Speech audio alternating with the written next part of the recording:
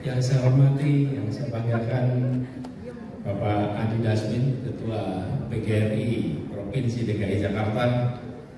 Yang saya hormati Kepala Dinas Pendidikan Provinsi DKI Jakarta, Ibu Nadiana, lengkap ini, Wakadis, Sekdis ikut hadir bersama. Yang saya hormati juga Kepala Bidang Madrasah Kambil Kemenang Provinsi DKI Jakarta. Dan saya hormati Ketua Badan Musyawarah Perguruan Swasta yang hadir bersama, para Ketua PGRI Kota dan Kepulauan Kabupaten Kepulauan Seribu, yang saya hormati para koordinator kepala sekolah, para anggota asosiasi pengawas, dan seluruh hadirin yang sama-sama berada di tempat ini untuk mengikuti pembukaan konferensi kerja provinsi PGRI Provinsi DKI Jakarta. Assalamualaikum warahmatullahi wabarakatuh. Alhamdulillah, kita bersyukur sekali. Saya sangat bersyukur karena ketika mendapatkan undangan kegiatan ini, saya tidak bisa hadir karena tidak berada di Jakarta. Hari Sabtu tidak berada di Jakarta. Lalu berjumpa dengan Pak Adi, dan Pak Adi berbaik hati untuk menyelenggarakannya hari Jumat sehingga saya bisa hadir di tempat ini. Terima kasih. Jadi saya bersyukur sekali bisa jumpa dengan ibu bapak semuanya. Tadi saya dengar ada kata-kata I love you full. Saya mau jawab juga, I love you almost full. Jadi saya sempat bilang begini, kalau kita mencintai jangan full, Pak. Yang bilang I love you full itu siapa dulu? Bukan dulu pertama kali. Ingat nggak? Mbak siapa? Pak Surip. Mbak Surip kan? Mbak Surip mengatakan I love you full. Kemana-mana, Pak. Iya, kemana-mana. Jadi saya bilang gini, kalau I love you full, maka sudah tidak ada ruang lagi untuk cinta itu berkembang. Ya kan? Jadi I love you almost full, supaya selalu ada ruang untuk cinta itu tumbuh dan berkembang. Luar biasa. Jadi I love you all teachers almost full and always growing, insya Allah. Saya ingin sampaikan terima kasih ibu-ibu bapak semua yang sudah mendedikasikan diri untuk ikut mengurusi teman-teman guru. Karena menjadi pengurus di PGRI itu artinya menghibahkan waktunya, energinya, pikirannya untuk mengelola sebuah segmen di masyarakat yang punya tugas amat penting. Guru itu kita semua sadar yang membuat kita berada di ruangan ini adalah didikan guru-guru kita. Tanpa guru-guru kita tidak berada kita di ruangan ini. Pendidikanlah yang menempatkan siapa dididik apa akan ditentukan duduk di mana besoknya. Dan itulah peran guru, peran pendidikan yang luar biasa. Saya selalu menyampaikan bahwa saya pribadi sekalian selalu merasakan apapun yang saya kerjakan, apapun yang saya sampaikan di dalam apa yang kita tindakan, di situ ada sidik jari guru kita, di situ ada jari orang tua kita, dan ini adalah peran yang luar biasa. Jadi saya ingin sampaikan terima kasih pada teman-teman di PGRI. Insya Allah selalu berikan kesehatan, kemudahan sehingga bisa menjalankan tugas dengan amat baik. Yang kedua, terima kasih Pak Adi dan seluruh jajaran yang sudah serius di dalam menjalankan tugasnya, dan kami di DKI Jakarta ingin terus-menerus memastikan bahwa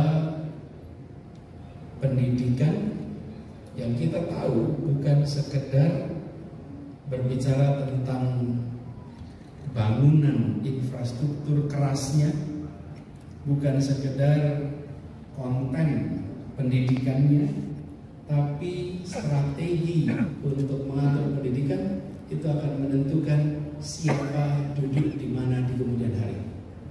Pendidikan adalah sebuah strategi untuk melakukan transformasi masyarakat.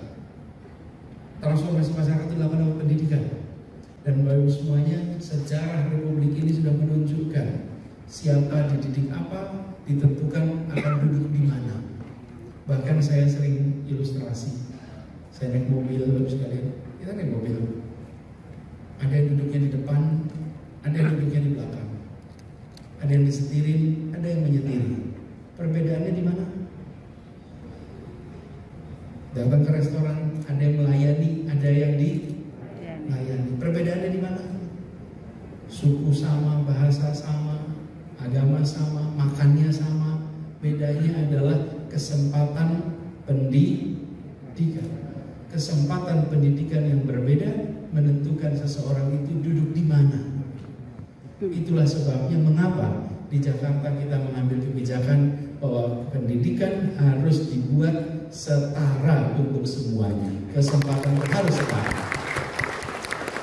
Dan tidak usah dibedakan antara negeri dan swasta. Tidak usah. Kami di pemerintahan itu harus bilang terima kasih kepada swasta. Kalau tidak ada swasta, siapa yang akan mendidik anak-anak kita? Kecuali kalau sekolah negerinya itu sudah bisa menampung 100%. Kalau kita belum bisa menampung 100%, justru kita harus mengatakan terima kasih pada swasta. Swasta menyelamatkan anak-anak kita yang belum bisa dididik oleh tangan negara secara langsung, dididik oleh instrumen yang tidak memiliki kewajiban konstitusional untuk mendidik. Dan kita sampaikan terima kasih. Ini bukan sekarang saja. Saya sampaikan garis ini ketika dulu saya bertugas di kementerian. Saya katakan tidak boleh ada kebijakan membedakan antara negeri dan swasta. Negeri dan swasta itu adalah status legalnya. Tapi anaknya adalah anak kita, konstitusinya adalah konstitusi kita, pajaknya adalah pajak kita. Maka kita harus setara. Nah, ini Bapak Ibu sekalian berbeda dengan di negara-negara lain, di mana sekolah yang dikelola oleh pemerintah sudah menjangkau 100%, lalu ada sekolah swasta untuk mereka-mereka yang memiliki privilege, lalu mereka milih saya mau masuk ke pemerintah atau mau masuk ke swasta. Kalau yang dihadapi Indonesia itu situasinya adalah saya tidak sekolah atau saya masuk sekolah swasta. Jadi pilihan ini berbeda dengan di banyak tempat. Nah, di tempat-tempat seperti itu sekolah swasta tidak perlu mendapatkan dukungan dari pemerintah karena itu untuk mereka yang memiliki privilege, mereka yang ingin mendapatkan pendidikan khusus. Kalau di kita, mereka swasta ini justru mengisi ruang yang belum bisa diisi oleh pemerintah. Karena itu kita harus kolaborasi, kita harus kerja bersama. Ini PR ini harus kita tuntaskan. Kalau kemarin baru menjadi kebijakan di level eksekutif, mudah-mudahan kalau sudah menjadi perda, dia akan menjadi sebuah aturan yang mengikat untuk semuanya. Berharap sekali kolaborasi kita bisa jalan terus. Nah, tema kali ini, tema konferensi kerjanya itu menarik. Meningkatkan peran PGRI dalam mengembangkan kompetensi guru untuk mencapai pendidikan tuntas berkualitas di DKI Jakarta. Boleh tepuk tangan buat tema. Mudah-mudahan kita sudah di penghujung akhir pandemi. Gimana rasanya ngelewatin pandemi kemarin, Bapak Ibu? Ampun. Betul loh sekarang? Betul, luar biasa. Ini kebetulan sekarang bulan Maret. Tanggalnya berapa nih? 18. Saya itu paling ingat 11 Maret 2020. Ada ingat nggak apa 11 Maret 2020? Super Semar. Bukan. Begini, tanggal 11 Maret adalah tanggal WHO menetapkan pneumonia Wuhan yang kita sebut sebagai COVID-19 ditetapkan sebagai pandemi. Okay? Pada saat itu, begitu dengar kata pandemi, Bapak sekalian, yang terbayang adalah Masya Allah, panjang ini. Panjang. Bagi orang yang tidak ngerti kata pandemi, mungkin gak ada masalah itu. Tapi kalau kita tahu arti kata pandemi, Bu Nadiana dan teman-teman di DKI bisa bercerita. Waktu itu saya kumpulkan semua kepala dinas, lalu pada saat mengumpulkan saya minta tidak boleh salaman. Pada waktu itu dilarang salaman itu aneh, Bapak Ibu. Sampai saya bilang kalau mau menolak salaman bilang, ini instruksi gubernur dilarang salaman. Karena pada waktu itu tidak salaman itu dianggap aneh. Nah, Bapak Ibu sekalian, pada tanggal 11 begitu dengar itu 11 Maret 2020, saya bilang, ini panjang. Karena kita pernah mengalami pandemi, kita pernah mengalami epidemi, tapi begitu dia menjadi pandemi, tidak akan sebentar. Karena itu Jakarta waktu itu paling ketat untuk melakukan A, B, C, D, F, G, walaupun agak ramai waktu itu. Dan sekolah tutup pertama kali tanggal 16. Kita memutuskan tanggal 14. Tanggal 13 kita rapat dengan mengundang dari WHO, dengan beberapa ahli, mengatakan bagaimana. Terus mereka mengatakan harus ditutup. Situasinya seperti ini. Bapak Ibu sekalian, kita tengok waktu itu. Jarang ada yang membayangkan 2 tahun masih pakai masker, Bapak Ibu. Jarang membayangkan bahwa ini bakal panjang. Kenapa Bapak Ibu sekalian? Di sini letak pentingnya pendidikan.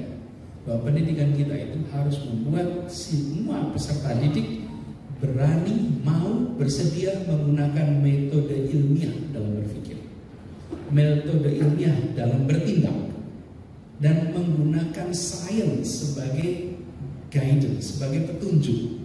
Kalau kita tidak pakai sains, hilang kita. Dan sains mengajarkan begitu menjadi pandemi akan terjadi A, B, C, D, E. Tapi kalau kita tidak menganggap sains itu penting, itu dilewatkan. Nah, itu gambaran. Kalau saya beri ilustrasi begini, misalnya Bapak Ibu, kita berada di tepi pantai, kemudian ada orang yang menyampaikan pengumuman terjadi gempa bumi, akan ada tsunami. Kalau orang tidak pernah dengar kata tsunami, dipikir akan ombak biasa, Bapak Ibu. Tapi kalau pernah dengar dan tahu kata tsunami, kalau ada tsunami apa dikerjakan? Langsung bertindak. Ini salah satu masalahnya. Begitu kita tidak pernah dengar kata pandemi, ketika kita mendengar pandemi, ini sih wabah biasa. No. Ini wabahnya luar biasa. Karena statusnya adalah pandemi. Itu kita di Jakarta ini di awal itu sudah merasakan ini akan panjang. Dan yang kemudian paling terasa di seluruh sektor adalah pendidikan. Kita mengalami krisis kemarin. Tapi saya sering sampaikan, krisis itu resminya. Yang sesungguhnya adalah perubahan yang dipercepat. Perubahan dipercepat. Apa perubahan dipercepat yang terasa? Dulu Bapak Ibu sekalian susah sekali ngajak pakai teknologi untuk belajar. Betul tidak? Waduh, udah. Kalau bisa menghindar aja pakai alat itu. Betul nggak sih? Ketika terjadi pandemi, paksakan. Itu dia. Jadi, crisis is an accelerated change. Krisis itu sesungguhnya perubahan yang dipercepat. Alatnya sama, alat ini ada di komputer kita dari dulu, tapi nggak pernah kita pakai. Namanya Zoom. Betul kan? Habis itu kita pakai terus, bukan? Rapat bisa pakai Zoom, kemudian mengajar juga menggunakan alat itu. Dan mendadak kita harus belajar cepat. Kita buat kelas hibrid, kita buat kelas jarak jauh, kita PJJ bukan? Pembelajaran jarak jauh. Di awalnya itu merepotkan, memberatkan. Nah, ini Bapak Ibu semua yang kita lewati kemarin harus jadi hikmah. Jadi buat PGRI ini kesempatan bagaimana praktek-praktek yang kita alami pada masa pandemi itu menjadi hikmah untuk kita pakai dalam peningkatan kompetensi guru dan peningkatan kualitas belajar mengajar pasca pandemi. Ini betul-betul harus dimanfaatkan karena kita ketemu pengalaman yang dulu tidak terduga.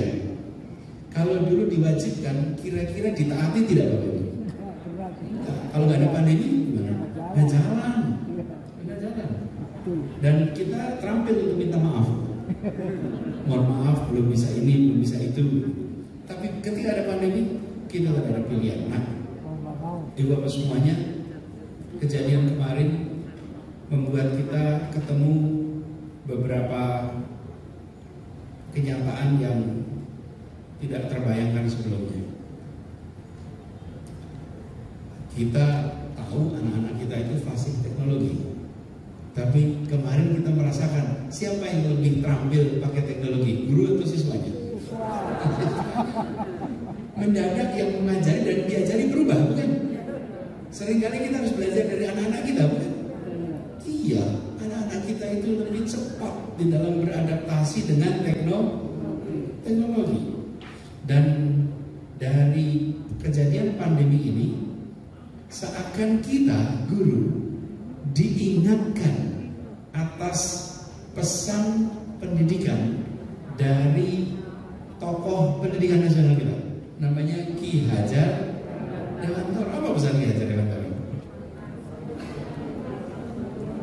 Bahwa guru itu menuntun, bukan menuntut. Itu kalimatnya Ki Hajar Dewantara.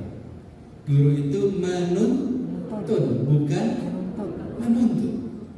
Dan murid itu, kalau kata Ki Hajar, itu seperti bibit tanaman yang sudah punya jati dirinya. Betul ya? Tugas kita adalah menciptakan tanah yang subur sehingga bibit ini bisa berkembang dengan baik. Bibit baik, tanah subur bisa berkembang dengan baik. Kalau tanahnya tidak subur, bibit baik tidak bisa berkembang.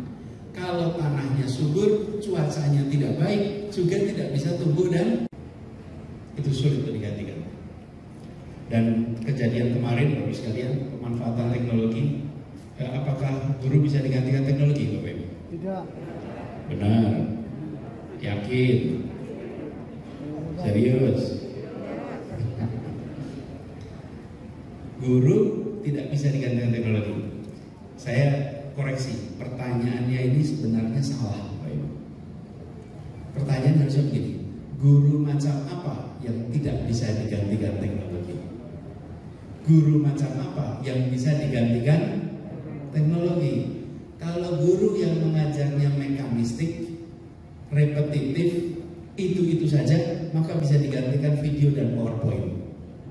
Tapi guru yang selalu membawa kebaruan, selalu membawa inspirasi, selalu menggerakkan, tidak ada teknologi apapun yang bisa menggantikan perannya.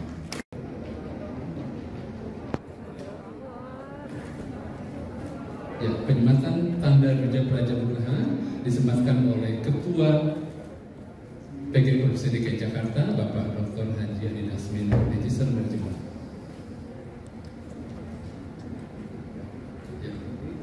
Hidup